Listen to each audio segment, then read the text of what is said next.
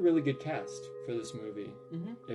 If you really look at it, they had Emma Thompson was Captain Amelia. She's been in so many movies. Apparently Harry Potter's as well. I didn't realize Yeah, that. so if you guys don't know, Emma Thompson, person who's in like Saving Mr. Banks and Nanny McPhee, I guess she just does really well at changing how she looks. She's Professor Trelawney, which blew my mind. Yeah. No, I saw her in the credits and I was like, where was she? I'm so confused. I think it's really cool how this movie connects to so many different other movies with the cast and with characters and stories. Like, for instance, this movie was pitched at the same time as The Little Mermaid. It was rejected actually a couple of times, and the directors eventually had to take it up to Roy Disney and talk to him about it, and he helped convince the rest of the studio to work on this movie, which I am very grateful for that they did that, because it's an amazing movie. But let's talk about some of those changes that they made to the story. In the beginning of Treasure Island, you don't really know Jim Hawkins that well. He's just kind of this kid who works at this inn with his mother. And in the book, it's really weird because he doesn't really ask permission to leave. And he's a lot younger in the book than he is in the movie. So it's very interesting. But something else in the book is that Jim Hawkins wasn't really a troublemaker. Doesn't really talk anything about that. And Disney, in making this movie, and the directors, they put that into this character that he's troubled. He lost his father when he was young, which I feel like a lot of people can relate to. Even if they haven't lost a parent, maybe something has happened in their lives that has caused them to go off the deep end a little bit. And to see the story of him being able to reclaim himself, it's just amazing. It's really cool.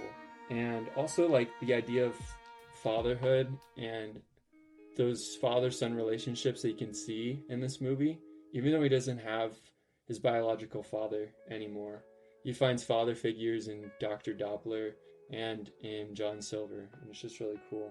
So Andrew, what are some of your favorite things about the characters? Like, any favorite characters you had? The thing that I love the most is, because I see it as they have two villains in this movie. There's the main villain, who is, I forget his name, but he's the cyborg, basically.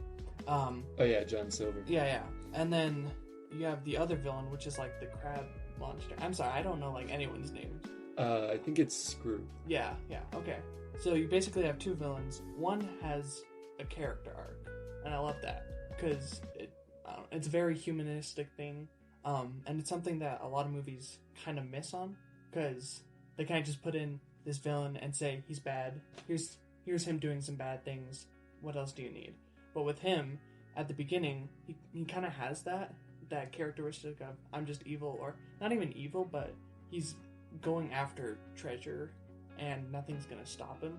But as he starts to grow, as like he starts to help Jim grow as a person, because like he starts mentoring him and becoming this father figure, he starts to grow as a person as well and realize there's more to life than money. So I really love that. But then they still have the bad guy who's like a second in command, who kind of fits that characteristic of just evil, but he's the second hand guy. So it's nice to just have that contrast. I don't know. I think that's those are some of my favorite characters, or maybe not my favorite characters, but I love how they dealt with that. Yeah. And I don't know if that makes sense or not, but yeah, no, that makes sense for sure, because you're kind of giving these two characters, they're both evil at the beginning, and you showed two different paths that they can go off of. Yeah. Either becoming more evil or changing and becoming better. And I would even add on to that, you can kind of see the end results of that. One is becoming a better person, and I mean, it's kind of drastic, but living, and the other is becoming a worse person and dying. Yeah. And I'm not saying that's what's going to happen, but it's kind of just showing like the end result kind of idea. Yeah, I think that's really cool, like how they did that with the characters. And then also with John Silver, I think it's when Jim asks about what happened to his leg, because he has this peg leg, but it's really cool because it's going back to the 70% traditional, 30% sci-fi. It has kind of like this billows almost on it, like this thing that compresses and decompresses, almost as you would see. It's very like steampunkish type of movie, yes, in a lot of ways.